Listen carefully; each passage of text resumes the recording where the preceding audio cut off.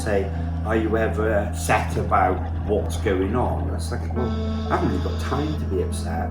There's just too much stuff that we need to be getting on and doing.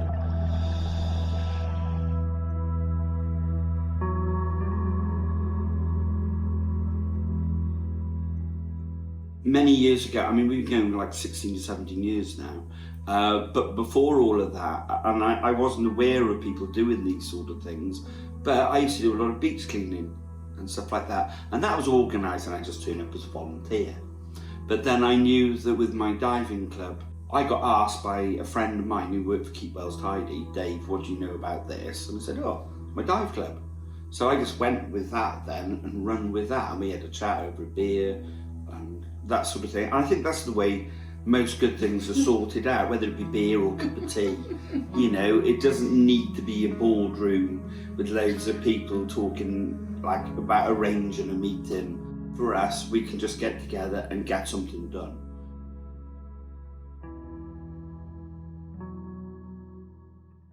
When you go on an average dive, what does that look like? What do you actually do? We do two different sorts of dives. We either do them off the shore or we do them off the boat. We find things regularly entangled in lost equipment for whatever reason the equipment was lost. Is there any particular rescue that stands out in your mind? I know each individual one has got to just make you feel so good and be rewarding, but is there one that was maybe more difficult, or just one that really... I think sometimes it's not me personally, but it's seeing the reaction from other people who come out with the group from when they've done something. Diving last weekend, I mean, some of the fish that we had rescued were also, if you like, mothers-to-be. In other words, they were carrying the eggs. So that we were able to rescue these lobsters and put them back in the sea. So hopefully there'll be more and more little lobsters running around somewhere. No, but yeah. Just see if you can go down as far as you can. Rubbish is rubbish, no matter where you see it and where it is, you just pick it up. You know, you don't leave it there and think, oh, well, that's somebody else to do that. Because we can't do that. You can't just wait on somebody else to take an action and somebody else to do something.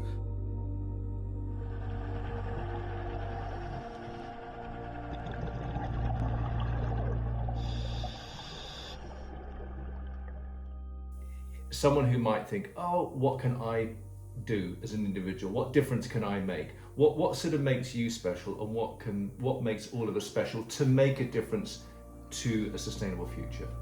I don't think anything makes anybody special, you know. We're all individuals. It's like when I look like trying to address these issues, and I thought, right, okay, we've got a couple of dive shops in the area I live in. I thought that, well, the only way to make this happen and to make this work is to put posters up in the dive shop. And to make them fun, I thought, well, what's on the television at the moment? I thought, right, okay, we got SpongeBob and it's quite popular with the children. So I was putting up posters then, and I was like, bikini bottom in need of cleaning. If you dive, would you like to come out and clean the seabed with us? Contact Dave. And I put my phone number there, because like we're saying, I think that conservation has to be fun, and as a volunteer group you need these people coming back and forth. They're your lifeblood. If you don't have the volunteer base, you have no group. So to make it fun and keep it social. As much as governments and things like that really are the key to these problems, I just think that we can't wait for them to sit down and make an agreement. Sometimes it's up to individuals or even consumers. I would say not to feel like you're out there on your own all the time. Don't think about that.